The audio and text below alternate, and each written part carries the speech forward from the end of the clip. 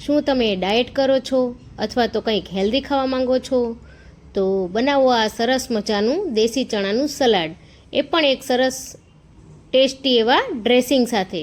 જો તમે જોઈ શકો છો કે કેટલું સરસ આ સલાડ લાગી રહ્યું છે. જો એકવાર તમે આ રીતે સલાડ બનાવી લીધું તો ડાયટ નહીં કરતા હોય તો પણ ખાવાનું વારે વારે મન થશે. એટલું સરસ આ ટેસ્ટી બનીને તૈયાર થાય છે. તો ચાલો જોઈ લઈએ રેસીપી. હેલો ફ્રેન્ડ્સ, હું કલા રામોલિયા સુરતથી કુકિંગ સ્ટુડિયો બાય કલામાં તમારું સ્વાગત કરું છું. હજી સુધી જો તમે મારી ચેનલને સબસ્ક્રાઇબ ના કરી હોય તો સબસ્ક્રાઇબ કરી લેજો અને બેલ આઇકન પર બટન દબાવી દેજો, જેથી મારા નવા વિડીયોની નોટિફિકેશન તમને સૌથી પહેલા મળે. તો ચાલો જોઈ લઈએ રેસીપી. આપણે ફટાફટથી બની જાય તેવું દેશી ચણાનું સલાડ બનાવવાના છીએ. તો એના માટે આપણે ફટાફટથી બધા ઇન્ગ્રેડિયન્ટ્સ જોઈ લઈએ. તો દેશી ચણાનું સલાડ બનાવવા માટે દેશી ચણા, બાફેલા ટામેટા કાપી લીધા છે, કાકડી, કેપ્સિકમ, 3 થી 4 તીખી મરચી, લીંબુ, ધાણા ભાજી થોડી દાંડીઓ સાથે, મીઠું, આમાં મેં કાજુ અને પલાળી દીધા છે. ત્યારબાદ આ મિલ્ક લઈ લીધું છે અને ત્યાર પછી આપણે યુઝ કરીશું પનીરનો. તો સૌથી પહેલા આપણે એક મિક્સચર જાર લઈ લઈશું.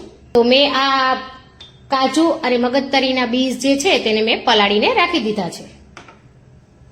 તો સૌથી પહેલા આપણે પનીર લઈ લઈશું.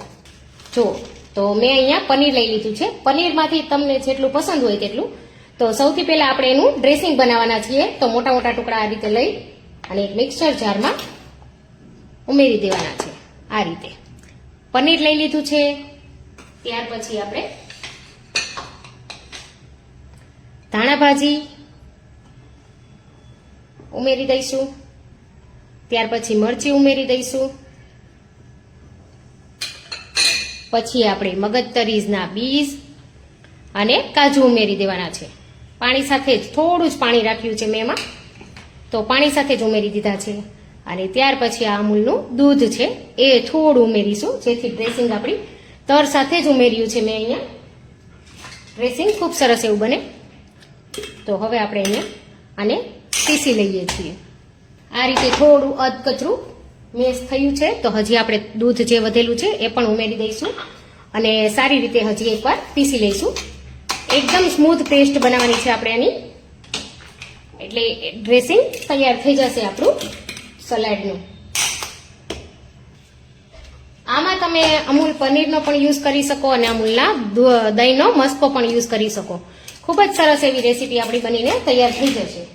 જો તમને બતાવું, આ આપણું ડ્રેસિંગ બનીને તૈયાર થઈ ગયું છે. આમાં આપણે પનીર, દૂધ, મરચી અને ધાણા ભાજી આના સિવાય કંઈ પણ યુઝ કર્યું નથી. જો સરસ એવું આપણું ડ્રેસિંગ બનીને તૈયાર થઈ ગયું છે. તો હવે આપણે તેનું સલાડ પણ બનાવી લઈએ. તો સલાડ બનાવવા માટે સૌથી પહેલા આપણે એક બોલમાં ચણા લઈ લેવાના છે. તમને પસંદ હોય તેટલા શાકભાજી તમે અહીંયા વધારે ઓછા ઉમેરી શકો. ત્યારબાદ લઈ લેશું કેપ્સિકમ, બધું જ ઝીણું સમારીને યુઝ કર્યું છે. કાકડી અને ટામેટા. હવે આપણે તેમાં સાથે આપણે ડ્રેસિંગ ઉમેરશું, જે બનાવ્યું છે આપણે સલાડનું એ. જેટલા પ્રમાણમાં ડ્રેસિંગ પસંદ હોય એટલા પ્રમાણમાં તમે ઉમેરી શકો. એવું કંઈ ફિક્સ નથી હોતું કે 1 ચમચી કે 2 ચમચી ઉમેરવાનું છે. અને આમાં જ સ્વાદ અનુસાર આપણે મીઠું ઉમેરી દઈશું. ત્યારબાદ આપણે સાથે જ અડધા લીંબુનો રસ પણ ઉમેરી દઈએ. આમાં કોઈ આપણે વધારાના ઇન્ગ્રેડિયન્ટ્સ ઉમેરવાના નથી. તો આજે આપણે એકદમ ફટાફટ બની જાય એવી રેસીપી પસંદ કરી છે, જે છે દેશી ચણાનું સલાડ. તો હજી હું ચણા પણ ઉમેરી દઉં છું.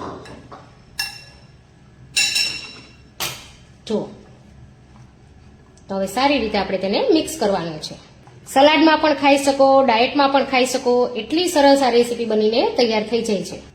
જો પનીર વાળું એકદમ સરસ. આમાં તમારે હજી પનીરના ટુકડા ઉમેરવા હોય તો ઉમેરી શકો. આપણે ઉપરથી થોડા ગાર્નિશિંગમાં ઉમેરીશું, જેથી સરસ એવું દેખાય. જો દેશી ચણાનું સલાડ છે પણ હાઈ પ્રોટીન સલાડ છે, ખૂબ જ સરસ અને ટેસ્ટી એવું બનીને તૈયાર થાય છે. તો આપણે તેને હવે સર્વ કરી લઈએ. તો સૌથી પહેલા આપણે સલાડને લઈ લઈએ પ્લેટમાં. જુઓ,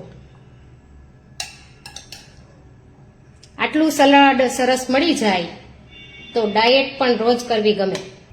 આ રીતે જો ડ્રેસિંગ બનાવી અને તમે સલાડ બનાવશો ને તો ખૂબ જ સરસ બનશે અને ટેસ્ટમાં પણ ખૂબ જ સરસ લાગશે.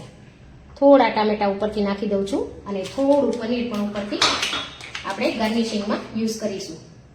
એકદમ નાના નાના ટુકડા. ખાલી માત્ર 10 મિનિટમાં તૈયાર થઈ જતી આ રેસીપી છે. તમે જો પહેલેથી પ્રિપેરેશન કરીને રાખી દો તો એકદમ ફટાફટ બની જાય છે. બિલકુલ વાર નથી લાગતી. તો અહીંયા આપણે સાથે ઉપરથી ઉમેરી દઈએ છીએ પનીર. સાથે થોડા ચણા પણ ઉમેરી દઈએ.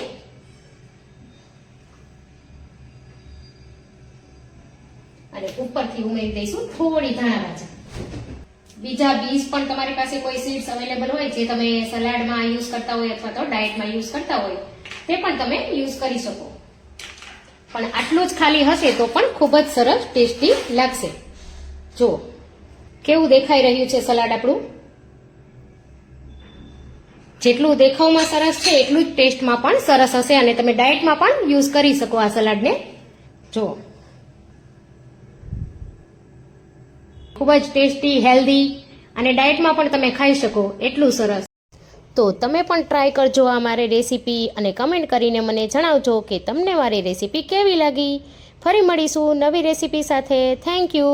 Happy cooking, happy eating.